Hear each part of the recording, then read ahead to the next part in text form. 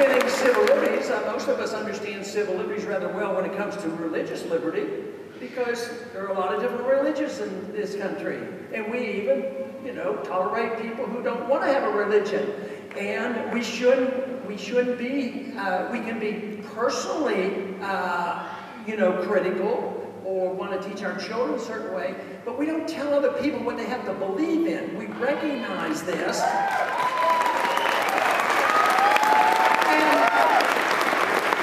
Intellectual freedom is pretty good, and that is we allow people to read books, even controversial books. That's getting a little bit more difficult, but we generally have respected intellectual freedom and religious freedom. If we allow people to make their own decisions about their eternity and what they put into their brain, why is it that we have not adapted and accepted that same principle on what people do with their personal habits and what they put into their bodies?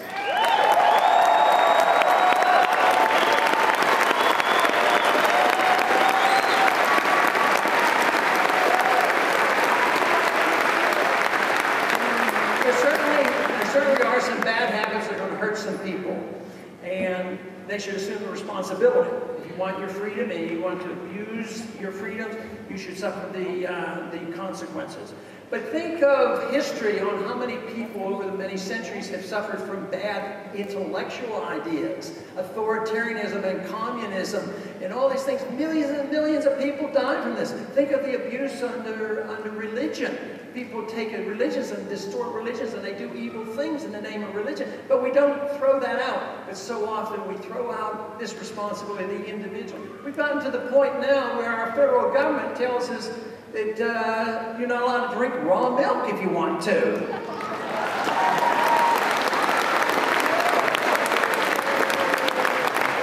And of course, as a physician and as a father and a grandfather, I think there's way too much abuse of drugs in this country.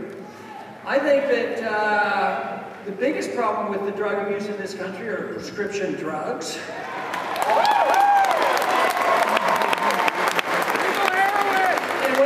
To what they call the illegal drugs, that's a big problem too. But for me, it's the war on the illegal drugs that's a big problem.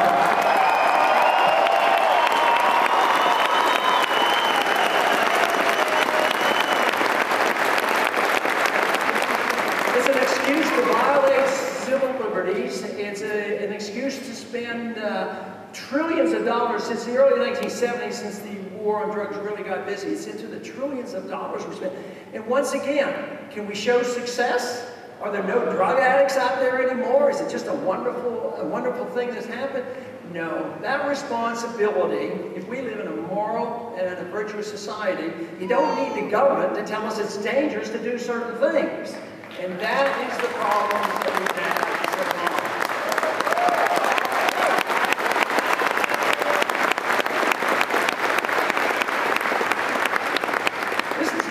If we were warned about this early on, Benjamin Franklin said that the Constitution and freedom doesn't work unless you have a virtuous society. And John Adams said a similar thing. He says you have to have a moral society and a religious society for the Constitution and for freedom to work. So if we decide that if the people aren't behaving like they should, just giving more power to the politicians to make us moral and virtuous, it doesn't work. It doesn't work any better than making the economy work better, or the wealth being redistributed, or more peace throughout the world. It just compounds it. So what we have done over the many, many years is shift too much authority. The founders understood this, and they tried to prevent it and said, look, it should be a very limited government. If you want government, it should be local government. And yet, I think right now, unfortunately, what you're getting as a generation is looking at it, and a lot of people can come to the conclusion the Constitution hasn't worked that well. I mean, when you look at the votes, just go look at the votes. Look at the last 100 votes that we've had in the House of Representatives. You'd probably say, what are they voting on this stuff for? And why are they spending all this money? So the Constitution hasn't worked. So that means it's really up to the people. Politicians don't sit back and think, well, one more politician will make the difference. It won't. The people have to change. And Congress...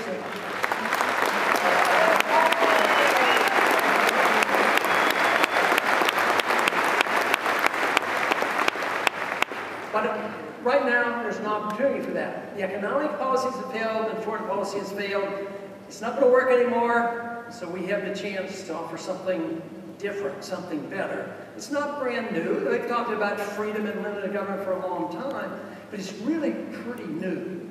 When you think about how much time has really been spent in a really free society, we probably have the best example in our early history. But most of history is filled with totalitarians, and most of the countries of the world today are still run by totalitarians. So it's been tested so little. What seems like such a shame is when we had a maximum amount of freedom, we had the greatest amount of prosperity ever in the largest middle class. If we don't do anything, we've given up on this. So the opportunity now is, since this system can't continue, is when the time comes where we really have to change policy, let's hope there's enough of us there to influence intellectually, you know, what is happening in Washington. Intellectual changes have to come before revolutionary changes come to a government. There was an intellectual groundwork for our revolution in the early days, and they set the standards that led to the revolution and the writing of the Constitution. But right now, the most optimistic thing is what's happening in the country. There truly is a revolution going on in this country, and people's attitudes are changing.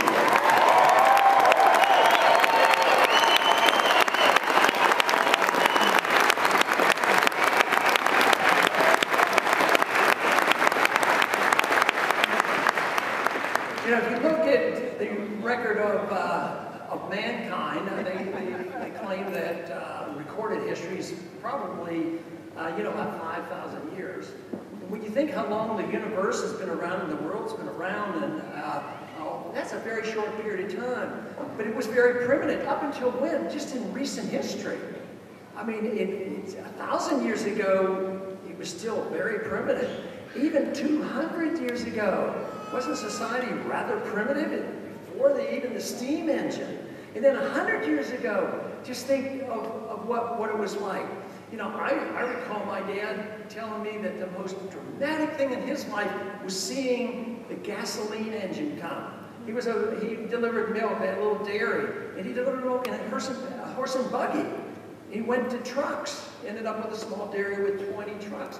What a dramatic difference. In my lifetime, the thing that fascinated me most was the first time I saw a TV set.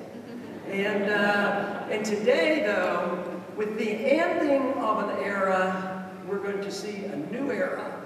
Now, the philosophy is there, the opportunities are there, but you know what's available to us now is the spreading of this information like never before, because we live in the information age. We have an internet, and what we're talking about here today is not something that is narrow in the Republican enclave. This is across the world. Believe me, there are groups of people, even in these countries that you think, no, they're terrible. There's always a pocket there starting to understand the difference. So there's reason to be optimistic about what is happening today.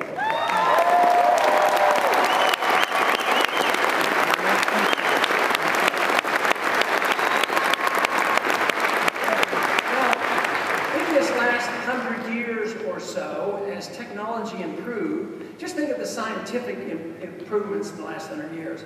Been fantastic. You know, all the conveniences. And yet, what hasn't progressed in that last 100 years? And that is a peaceful solution to mankind's problems. It seems like we've made no progress. The more there has been scientific advancement, they've used those advancements to learn how to kill more people. There's been 200 or 300 million people killed in the 20th century. So all this technology that gives us some wonderful things. So where has the progress, why has the progress not occurred outside of, you know, some materialistic benefits, and outside of knowing how to fight and kill each other, at the same time we have made essentially no progress in knowing how to avoid war. But I think a new era is here. I think right now we can expect that this message is going to be new and different, because in the past we only had little bits and pieces of it. But today it's more available to all of us. It's out there and we can communicate. And it's changing just rapidly in this last 4 or 5 years. It's been dramatically changed. And one great threat to here is, once again, government. If government sees that the internet and communications is a threat, guess what they want to do? They want to crack down on the internet. This is one reason why I have done my very best to always oppose any legislation that would curtail your freedom to use the internet.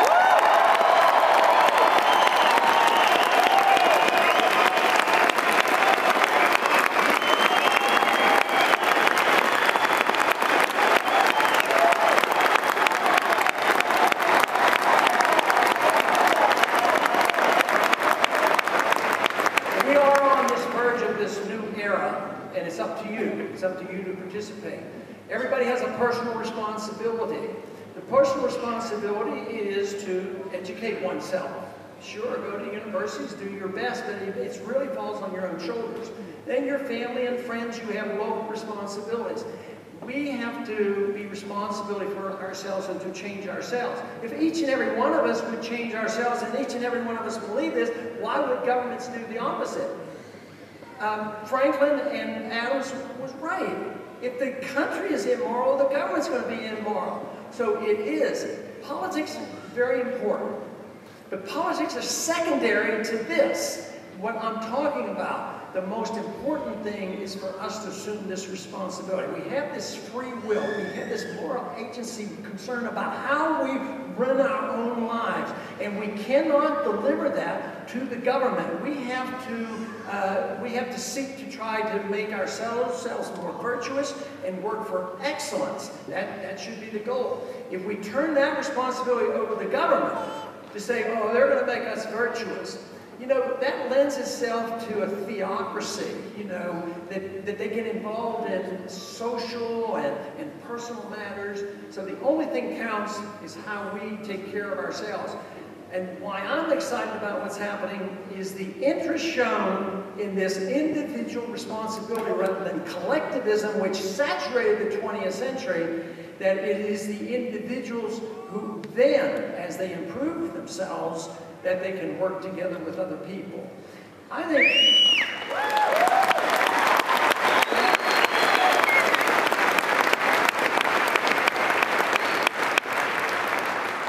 think this is where we have seen so much progress. You know, it's been said during the campaigns I've had for the last several years that there's a good response for young people. And I think that is wonderful, because I think this makes all the difference in the world. And a lot of people used to say, well, what we need to do is quit this spending because we're going to dump all this debt on the next generation. I don't say that anymore. It's dumped on us right now, each and every one of us. We're paying the bills right now. That's why we're going to be forced to do something about it.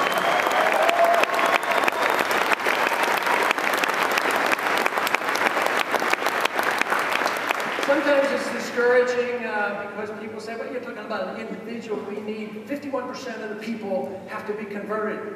Not necessarily. It's never happened that way.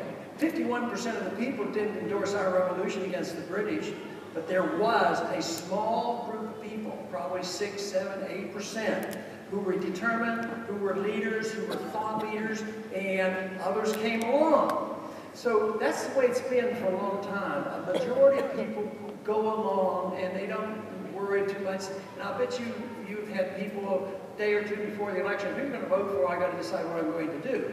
They wait, and yet anybody would come to a meeting like this to listen to me. You have to be a little bit different.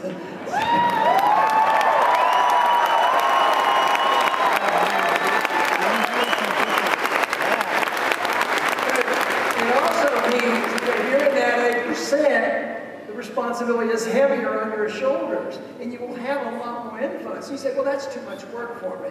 But tell you what, if you do it because you have a moral responsibility, that's one reason. You do it because it's for your family, but you also can do it because it's fun. Because we don't know what's going to happen tomorrow or the next week or the next day. I mean, all kinds of things can happen in our lives. But, you know, working together with like-minded people, especially when you're talking about something very important like liberty, that can be a lot of fun. And that's what you should have. You should have fun fighting for this cause.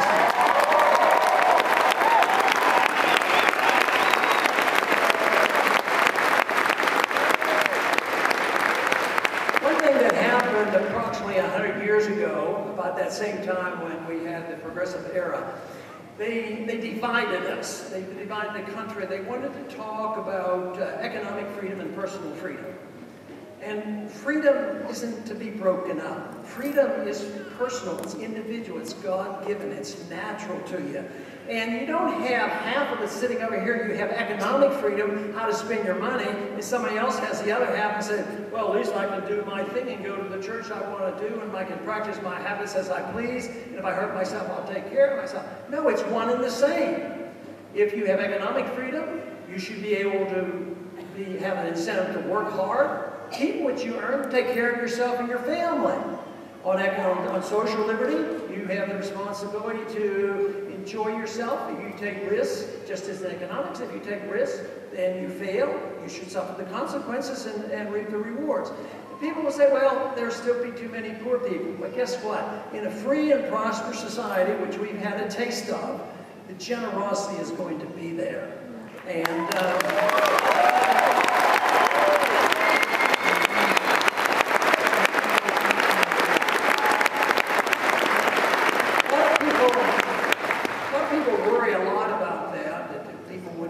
taken care of, but when I finished medical school, I spent a couple years practicing medicine before there was Medicare or Medicaid.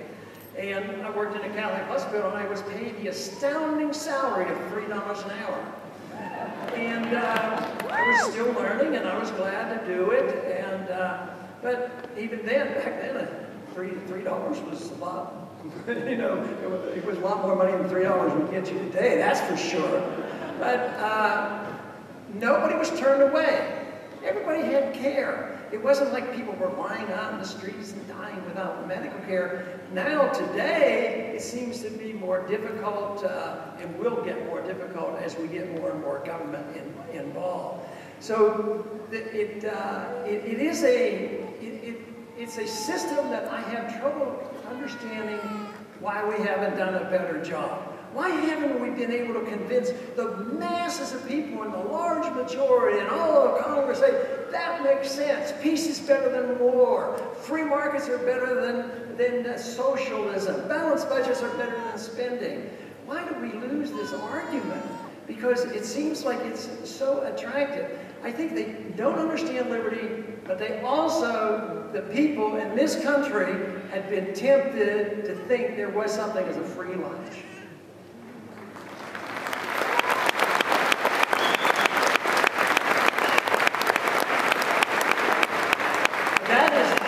That is what has changed. More and more people know now there is no such thing as a free lunch, and that the system is biased. Even if you just look at the monetary system without looking at the welfare system biased toward the wealthy, it's estimated that the wealthy get twice as many benefits from government than the poor. But if you just look at the monetary system, when you take money and debase the currency, and you just print money, and the value goes down, there is a natural tendency, according to monetary history, that you will undermine the middle class. When we had sound money and more freedom, we always bragged about our middle class, the largest and the richest middle class in the history of the world. But that's not so true anymore. You know, we're not the most capitalistic country in the world today. It's pretty sad when we see countries like China become our banker. I mean, what's the matter with us? You know.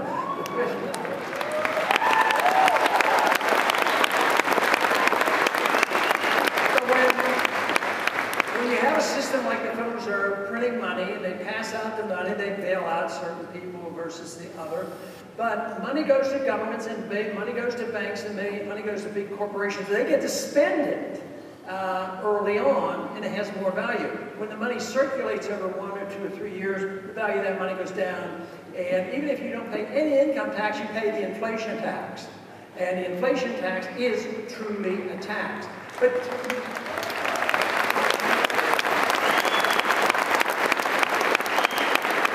if you want reassurance, all you have to do is listen to our government, our Bureau of Labor Statistics, and our Federal Reserve say, oh, there's no inflation.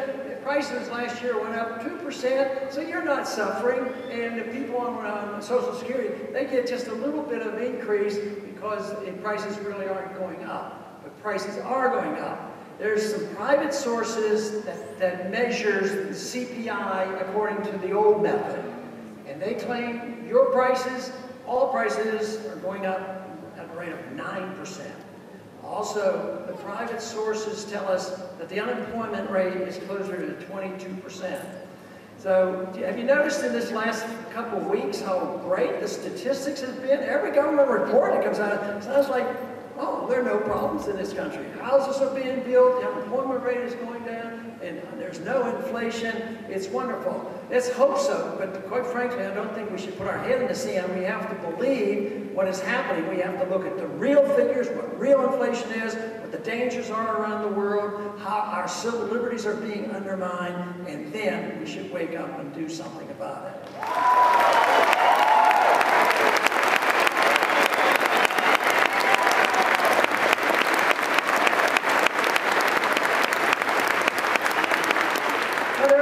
There are a few things I would hope that would come with